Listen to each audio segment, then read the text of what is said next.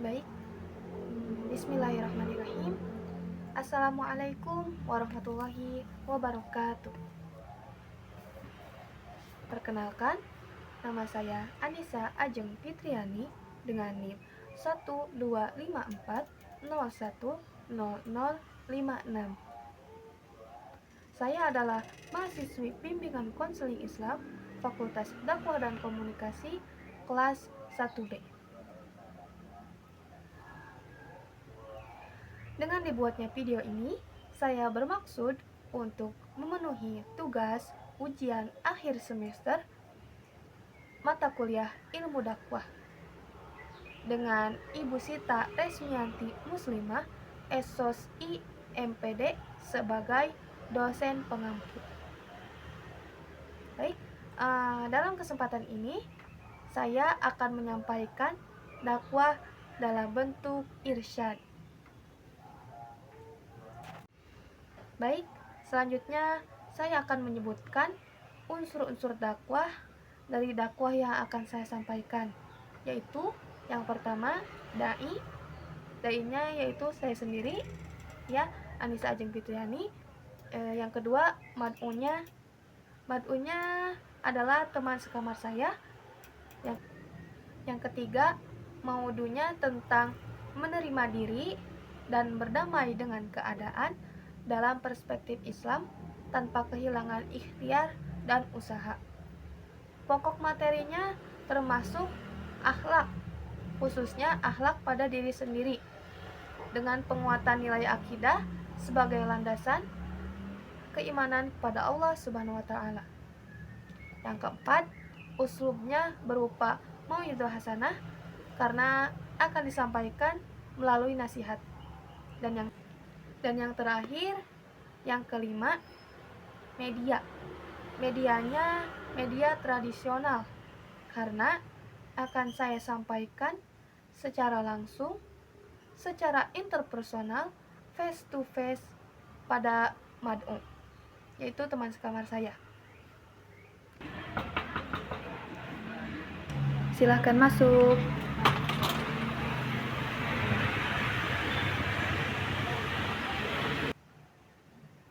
Oke, selamat siang. Siang juga.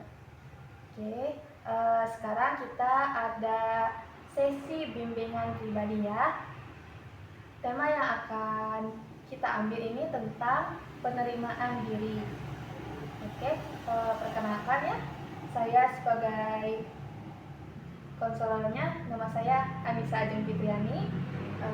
Boleh perkenalkan? Nama saya Dila. Oke, Dila. Mau kita mulai saja langsung? Boleh. Oke ya.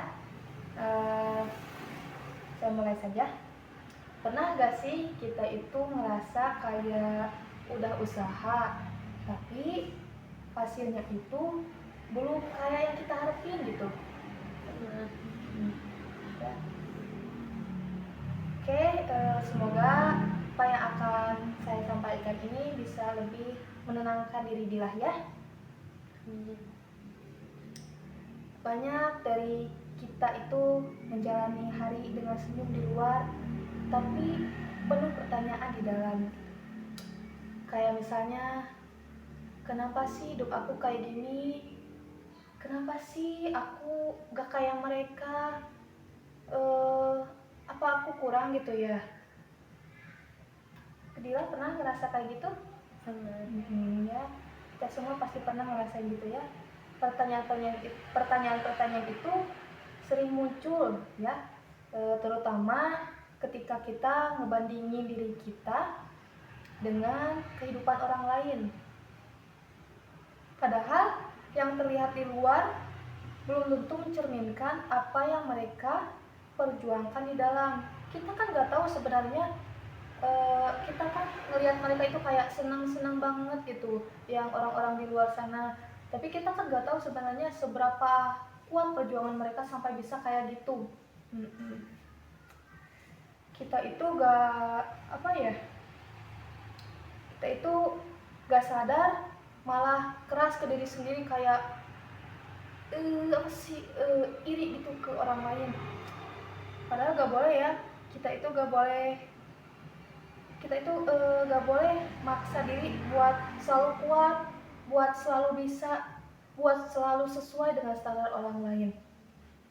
Ya, disinilah Islam hadir untuk menenangkan hati kita. Dalam Islam, menerima diri bukan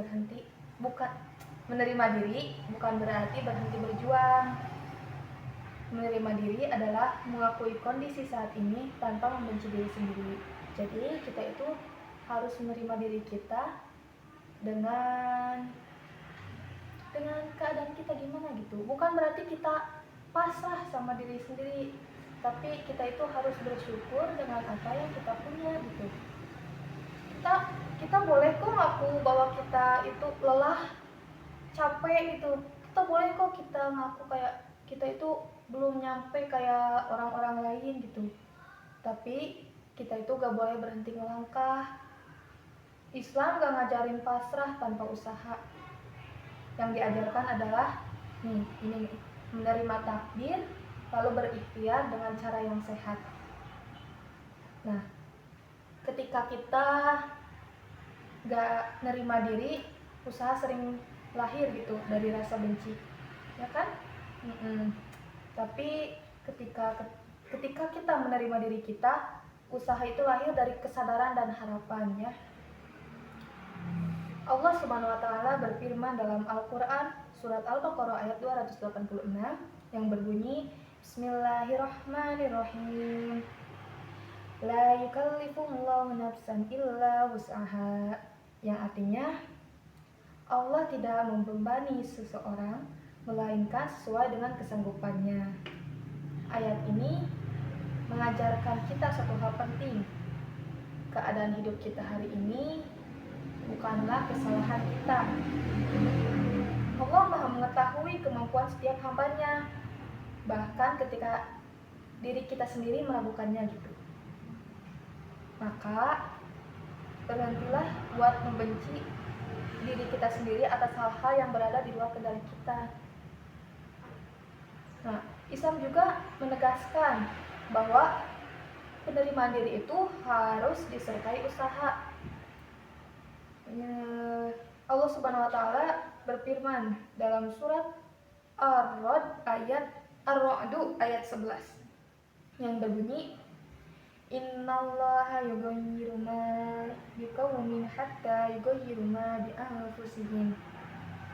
Yang artinya sesungguhnya Allah tidak akan mengubah keadaan suatu kaum sampai mereka mengubah keadaan yang ada pada diri mereka sendiri.